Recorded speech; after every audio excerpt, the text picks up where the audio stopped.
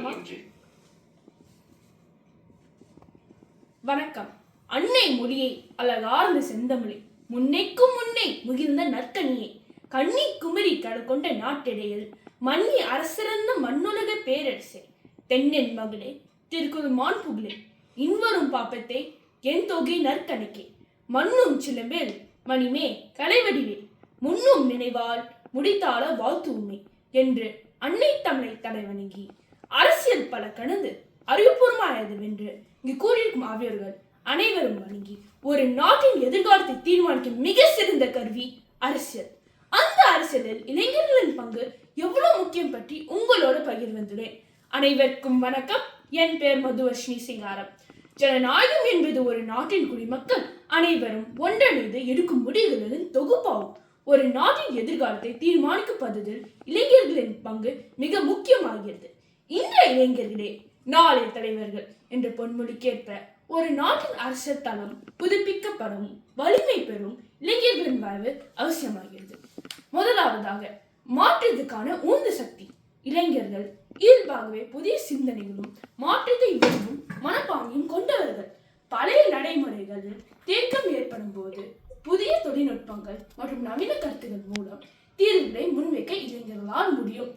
உள்ளடக்க நிர்வாகம், வெளிப்படைத்தன்மை மற்றும் சமூக சார்ந்த விழிப்புணர்வு ஆகியவற்றில் இளைஞர்கள் காற்றுமாறும் அரசியல் பெரும் மாற்றத்தை ஏற்படுத்தும். இரண்டாவதாக முடிவெடுத்ததில் இளைஞர்களின் முக்கியத்துவம். மக்கள் தொகையில் பெரும் பகுதியாக இருக்கும் இளைஞர்களின் தேவைகளும் கனவுகளும் புரிந்து கொள்ள இளைஞர் பிரதிநிதித்துவம் அவசியம். கல்வி, வேலை வாய்ப்பு, பருவநிலை மாற்றம் போன்ற சமகால பிரச்சனைகளை குறித்து பேசவும் அதற்கான சட்டங்களை இயற்றவும் இளைஞர்கள் முன் வர வேண்டும். அடுத்ததாக அரசியல் விழிப்புணர்வு மற்றும் சமூக ஊடகங்கள். இந்த காலகட்டத்தில் சமூக ஊடகங்கள் இளைஞர்கள் இடையே அரசியல் விழிப்புணர்வை ஏற்படுத்த முக்கிய பங்காற்றுகின்றன. தரமற்ற அரசியலில் இறங்காவிட்டாலும் இணையதளம் வாயிலாக கருத்துக்களை பகிர்வதும் அரசின் திட்டங்களை விமர்சிப்பதும் ஒரு வகையான பங்களிப்பே ஆகும். எனினும் ஆரோக்கியமான அரசியலுக்கு நேரடி பங்களிப்பு இன்றியமையாதது. இளைஞர்களுக்கு அரசியலில் ஆர்வம் இருந்தாலும் இன்றும் எதிர்கொள்ளும் சவால்களாக இருப்பது வாரிசு அரசியல், பொருளாதார தடை மற்றும் அரசியல் ஒரு சாக்கடை என்ற தவறான கண்ணோட்டம். இறுதியாக நாம் முன்னெடுக்க வேண்டிய மாற்றங்கள். அரசியல் கட்சியினர் இளைஞர்களுக்கு அதிக இட ஒதுக்கீடு வழங்க வேண்டும். கல்லூரிகளில் மாணவர் தேர்தல்கள் முறைப்படி நடத்தப்பட வேண்டும். இது அவர்களுக்கு தலைமை பண்பையும் ஜனநாயக பொறுப்பையும் கற்றுக் கொடுக்கும்.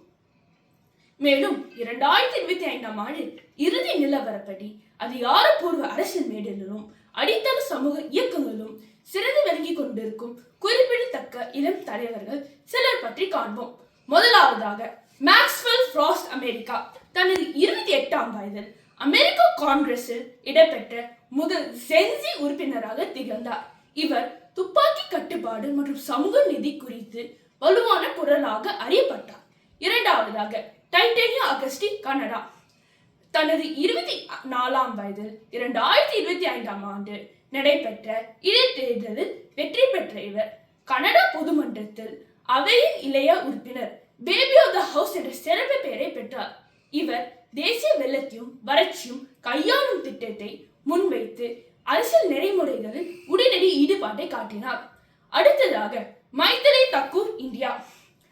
தனது 25ஆம் வயதில் 2025ஆம் ஆண்டு நடைபெற்ற பீகார் சட்டமன்ற தேர்தலில் போட்டியிட்டு வெற்றி பெற்றார். 21ஆம் நூற்றாண்டில் பிறந்த முதல் சட்டமன்ற உறுப்பினராக இந்திய சட்டமன்றத்தில் திகழ்ந்தார்.